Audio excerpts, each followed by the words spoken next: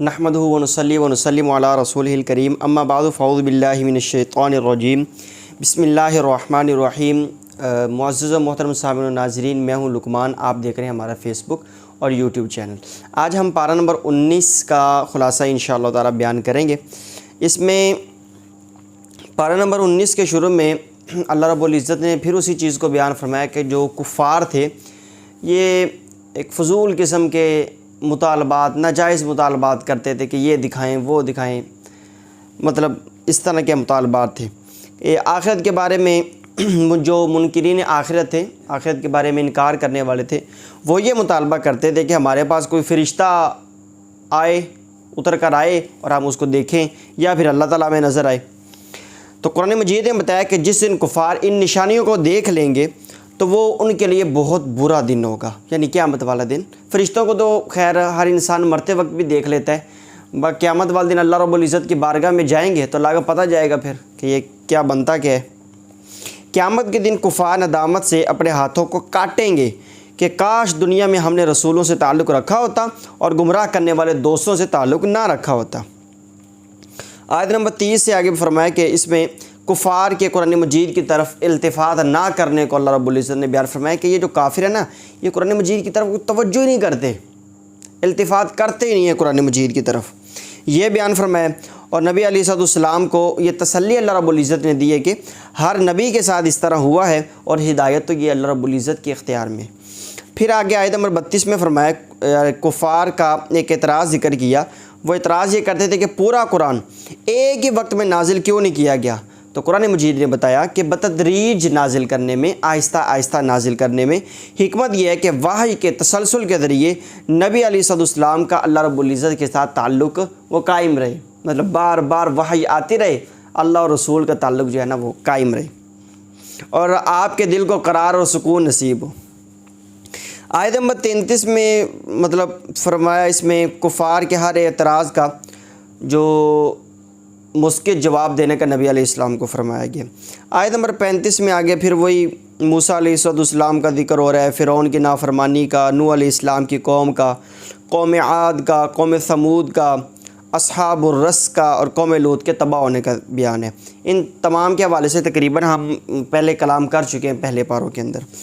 आयत नंबर 45 से अल्लाह रब्बुल इज़्ज़त ने बयान फरमाया कि अल्लाह ताला ने साए के फैलाव को और उसके सिमट जाने को, साया है ना दराज होता है, फैलता है, फिर सिमटता भी है, तो इसको और नींद को बाइसे रहमत और दिन को ज़रिया मुआश बनाने को अल्लाह रब्बुल इज़्ज़त ने फरमाया कि ये मेरी निशानी है।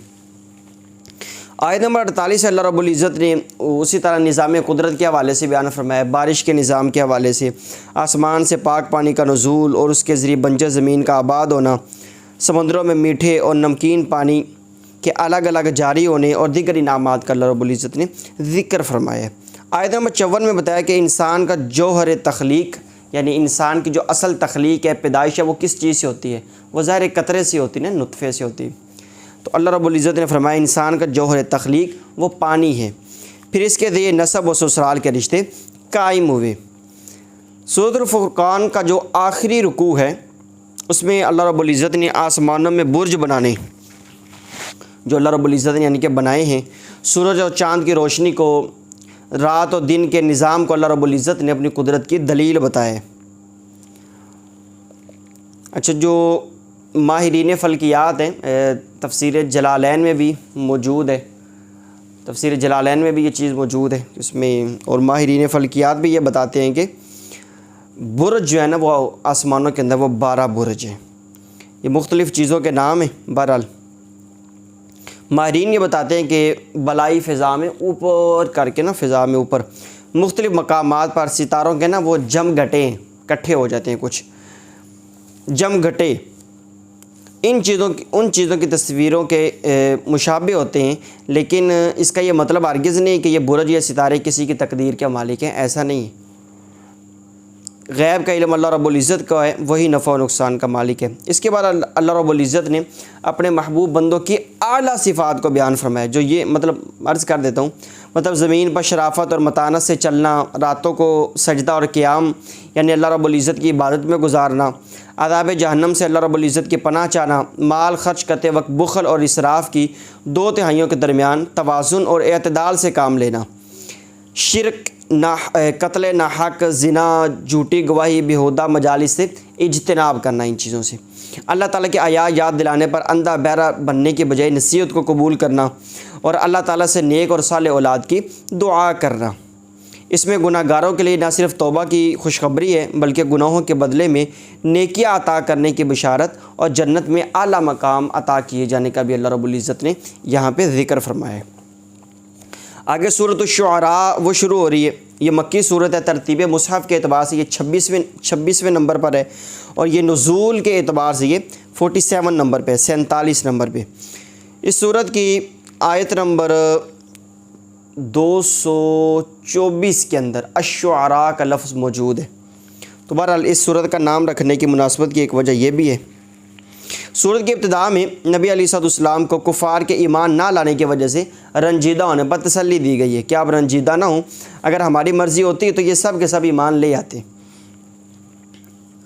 آیت نمبر 7 کے اندر 7 سے لے کر آگے ایک لمبا واقعہ ہے، میں آپ کو خلاصے عرض کر دیتا ہوں۔ آیت نمبر 7 میں اللہ رب العزت نے زمین سے مختلف قسم کے پودے اگانے کو اپنی قدرت کی نشانی بتایا ہے۔ اس میں پھر وہ موسیٰ علیہ السلام اور فرعون کا سارا واقعہ شروع ہو رہا ہے، جس کے حوالے سے ہم مفصل طور پر کلام کر چکے ہیں۔ آیت نمبر 69 سے ابراہیم علیہ السلام کا واقعہ شروع ہو رہا ہے کہ اپنی قوم کو بت پرستی سے روکتے تھے، تو ابراہیم علیہ السلام نے اللہ رب العزت کی توحید کا بھی اعلان کیا، جو اللہ رب العزت کی آپ پر رحمتیں تھیں اس کا بھی اظہار کیا، آخرت کے حوالے سے بھی یاد دلایا، اور یہ بھی کہا کہ قیامت کے والے دن اللہ رب العزت میرے جو کمیاں کوتاہیاں ہیں ان کو اللہ رب العزت معاف فرما دے گا۔ ابراہیم علیہ السلام کا مطلب واقع ہے۔ آیت نمبر 91 سے متقین اور سرکش لوگوں کے ساتھ ہونے والے سلوک کا ذکر ہے کہ ان کے ساتھ بننا کیا ہے، اور گمراہ لوگوں کے جہنم میں آپس میں لڑنے اور ہر طرف سے نا امید ہونے اور ان کے دنیا میں واپس جا کر ایمان لانے کی ناممکن خواہش کا ذکر ہے۔ کل بھی بتایا تھا نا کہ وہ آخرت میں جا کر دعا کریں کہ اللہ ایک بار بھیج دے، بندے بن جائیں گے، لیکن یہ خواہش پوری نہیں ہوگی۔ آیت نمبر 105 سے نوح علیہ السلام اور آپ کی قوم کا ذکر ہے، نوح علیہ السلام کی دعوت حق کا ذکر ہے کہ وہ امین رسول تھے۔ ان کے لوگوں نے کہا کہ ہم آپ کے اوپر کیسے مان لیں، آپ کے ساتھ غریب بندے ہیں، پسماندہ لوگ ہیں۔ تو نوح علیہ السلام کو اللہ رب العزت نے پھر کشتی کے ذریعے نجات دی اور قوم غرق ہو گئی۔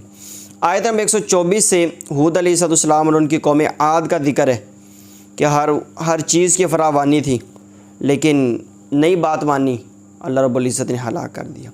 آیت نمبر 141 سے حضرت صالح علیہ السلام اور ان کی قوم ثمود کا ذکر ہے، ان کی نافرمانیاں بیان کی گئی ہیں، ان کے اوپر بھی رحمتوں کی نعمتوں کی فراوانی تھی، لیکن وہ اونٹنی کے ساتھ انہوں نے غلط کیا، اللہ رب العزت نے عذاب نازل فرما دیا۔ 160 سے لوط علیہ السلام کی قوم کا ذکر ہو رہا ہے، غلط کام کرتے تھے تو اللہ رب العزت نے ان کو بھی ہلاک کر دیا۔ ابھی خلاصہ اس لیے عرض کر رہا ہوں ایک ایک رکوع کا کیونکہ یہ چیزیں ہم نے پہلے بیان کر چکے ہیں، 12ویں پارے میں بھی یہ چیزیں بیان کر چکے ہیں کچھ، اور موسیٰ علیہ السلام اور فرعون کا واقعہ تو ہم کتنی دفعہ بیان کر چکے ہیں، 9ویں پارے میں بھی یہ واقعہ گزر چکے ہیں۔ بہرحال 16ویں پارے میں بھی سورہ طٰہٰ کے اندر بھی یہ واقعہ گزر چکے۔ حضرت شعیب علیہ السلام اور ان کی قوم کا ذکر ہے آگے، تو یہ ناپ تول میں کمی کرتے تھے، اس حوالے سے ذکر کر دیا گیا، ان کے اوپر بھی عذاب نازل ہوا، تباہ ہو گئے۔ آیت نمبر 192 سے بتایا کہ قرآن مجید یہ اللہ تعالیٰ کا کلام ہے، یہ جسے واضح عربی زبان میں جبریل علیہ السلام نے نبی علیہ السلام کے قلب اطہر کے اوپر نازل کی ہے۔ اچھا، ان آیات کے اندر یہ بھی بتایا کہ جن قوموں کا نام و نشان مٹا دیا گیا، اللہ تعالیٰ نے اتمام حجت کے لیے ان کے پاس رسول بھیجے۔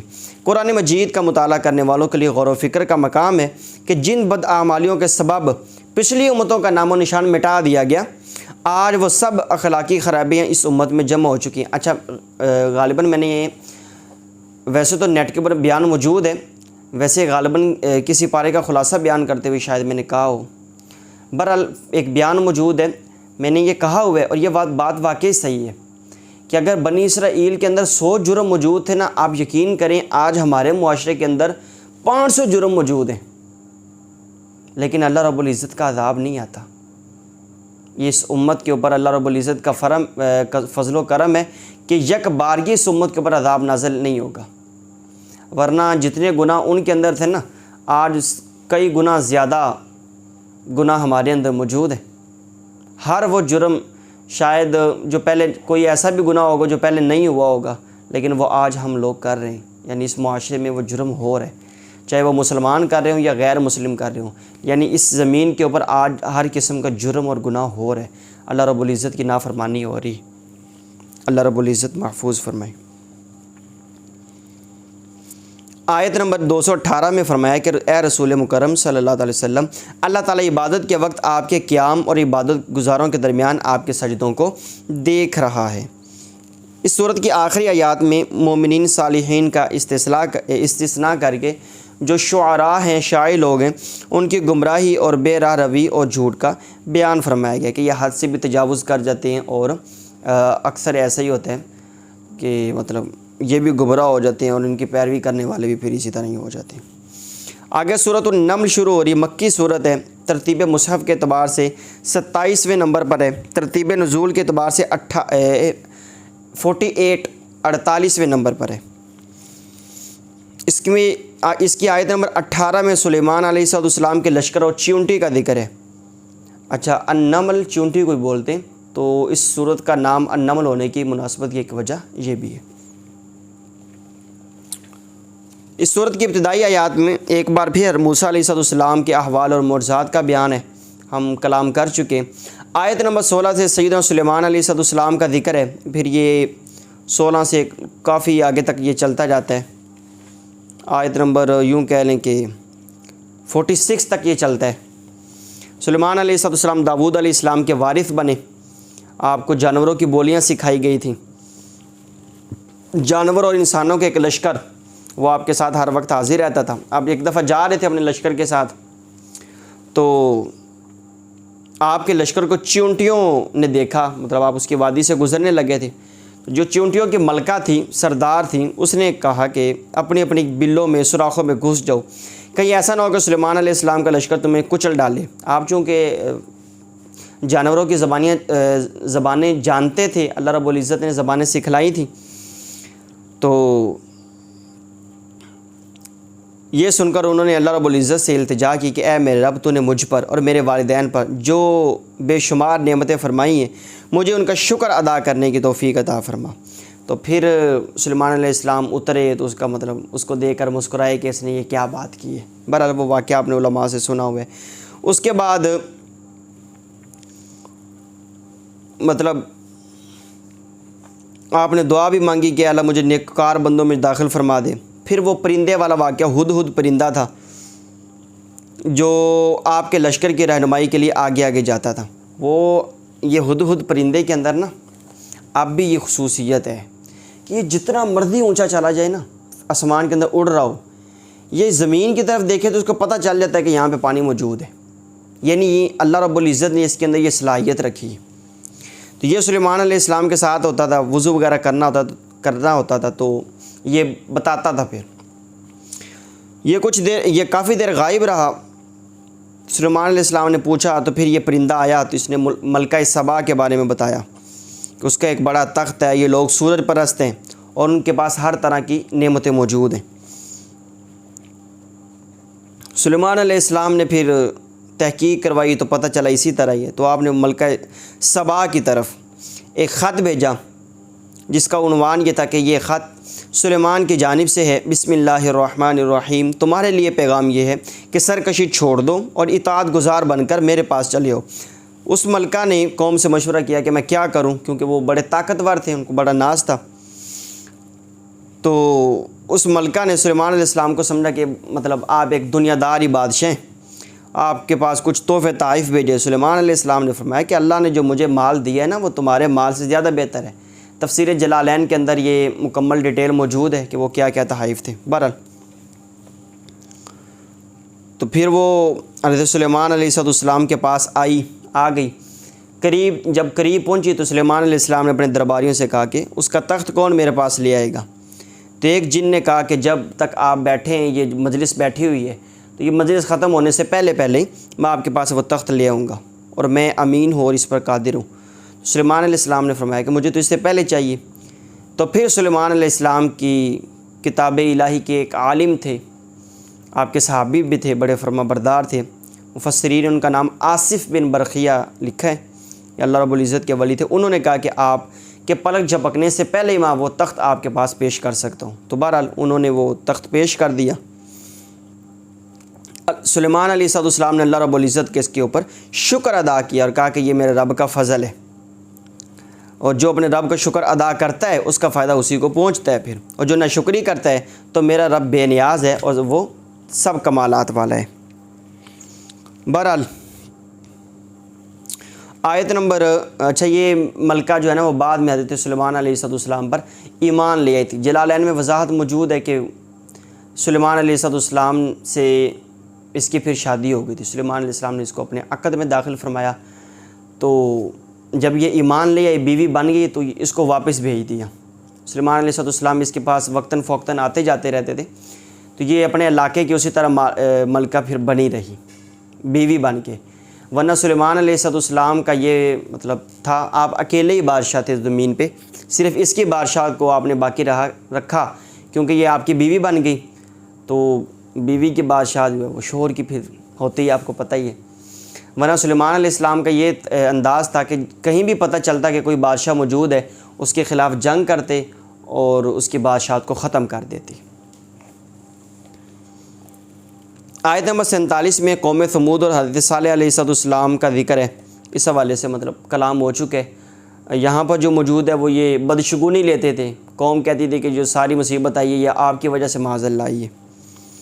بہرحال آیت نمبر 48 میں بھی صالح علیہ السلام کا ذکر ہے۔ آیت نمبر 54 میں حضرت لوط علیہ السلام کی قوم کا ایک بار پھر ذکر کیا گیا ہے۔ یہاں پر الحمدللہ تعالیٰ عز و جل پارہ نمبر 19 کا خلاصہ مکمل ہوا۔ اللہ رب العزت دین اسلام کو سمجھنے کی توفیق عطا فرمائے، آمین بجاہ نبی الامین، وآخر دعوانا ان الحمدللہ رب العالمین۔